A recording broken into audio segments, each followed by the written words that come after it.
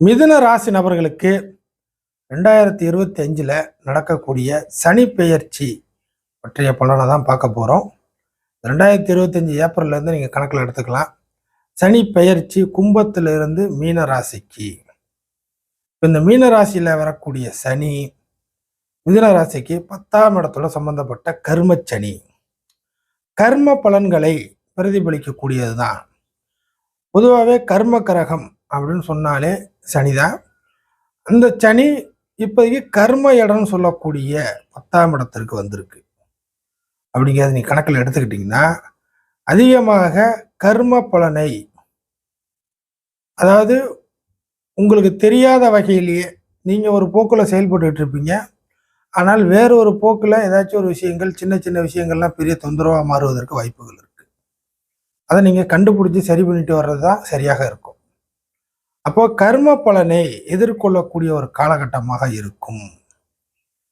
குறிப்பாக தொழில் ரீதியாக பயணிக்கக்கூடிய நபர்கள், முதல் போட்டு இல்லை பார்ட்னர்ஷிப் எந்த ஒரு வகையிலாக இருந்தாலும் தொழில் ரீதியாக பயணிக்கக்கூடிய மிதுன ராசி நபர்களுக்கு இந்த விஷயங்கள் அதிகமாக பொருந்தும்.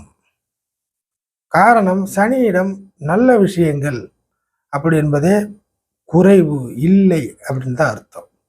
ஸோ தீமையான கஷ்டத்தை அதிகமாக கொடுக்கக்கூடிய, அதே சமயம் கொஞ்சம் ஏமாற்றுத்தனத்தையும் இழப்புகளை தாங்கிக்க முடியாத ஒரு கேரக்டரையும் தரக்கூடியதான் சனி. ஸோ இந்த விஷயங்கள் எல்லாமே கர்மா அப்படிங்கிற ஒரு விஷயத்தோட பிரதிபலிக்கும். அப்போ இதில் கர்மானா என்ன? நல்ல கர்மா எதுவுமே கிடையாதா? கெட்ட கர்மா தான் இருக்குமா? லைஃப் இப்படி தான் போகணுமா? ஏற்கனவே நாங்கள் நிறைய பார்த்தாச்சு, இப்பயும் பார்த்துக்கிட்டு தான் இருக்கிறோம் இப்படிங்கிற ஒரு செக்டார் நீங்கள் பேசுனீங்கன்னா இந்த இடத்துல இந்த கோச்சார பலன் உங்கள் ஜாதகத்தோட பொருந்தும்.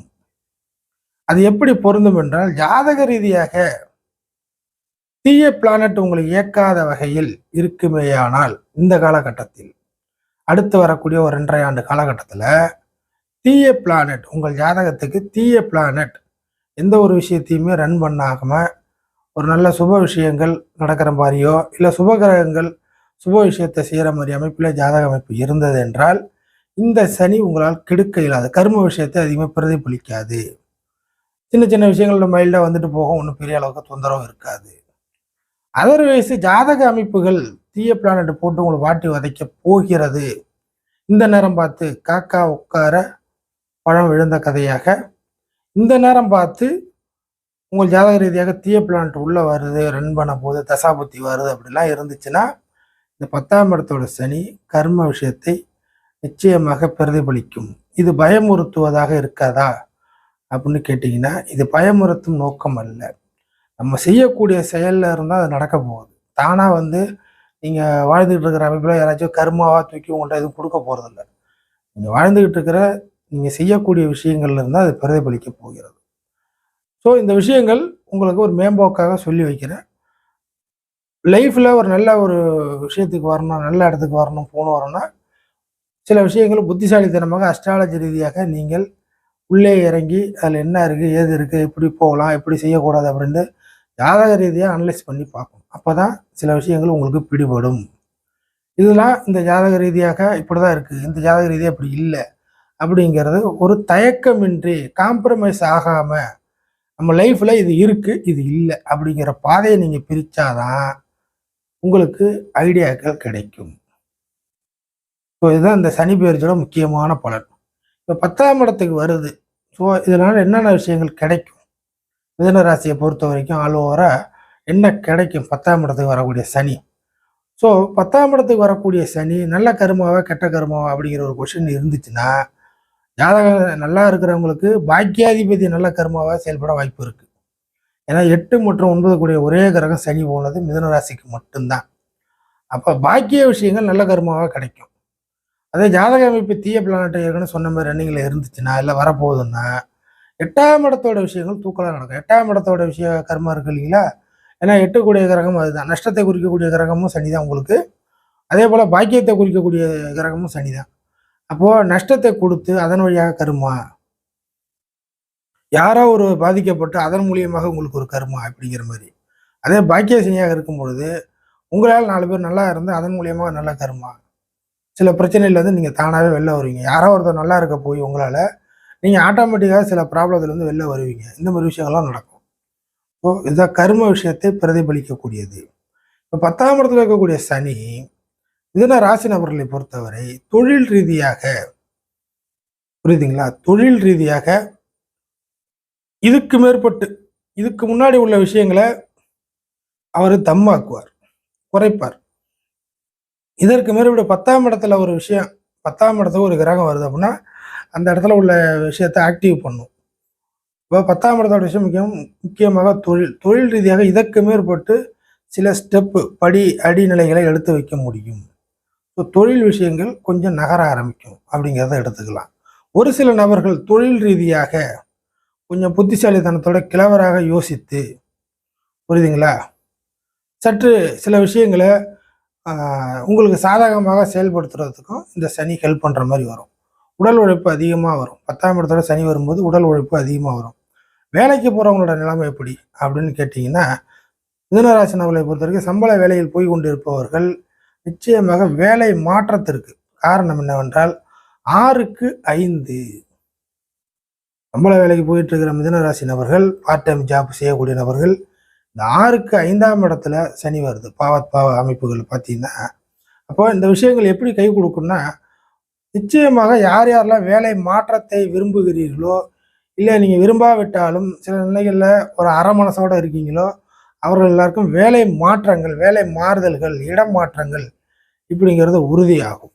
ஃபஸ்ட்டு விஷயம், சம்பள வேலைக்கு போய் கொண்டிருக்கக்கூடிய நபர்கள் இடமாற்றத்தை நிச்சயமாக விரும்பி அடையக்கூடிய நிகழ்வு துல்லியமாக நடக்கும். அடுத்ததாக இங்கே இருக்கக்கூடிய சனி 12ஆம் இடத்தை பார்க்கும். அப்போ என்ன செய்யணும், 12ஆம் இடத்தோட விஷயத்துல நீங்க கேர்ஃபுல்லா இருக்கணும். குடுக்கல் வாங்கல், உங்களுக்கும் அடுத்தவர்களுக்கும் இடையில இருக்கக்கூடிய டைஅப்பு, இல்லை நீங்க ஒரு புரோக்கரா செயல்படுறீங்க அதுல, இல்லை நீங்க ஒரு விஷயத்த கை மாத்தி விடுறீங்க அதுல, நீங்க ஒரு விஷயத்துல இன்வால்மெண்ட் ஆக போறீங்க, நடுவில் நிக்க போறீங்க அந்த மாதிரி.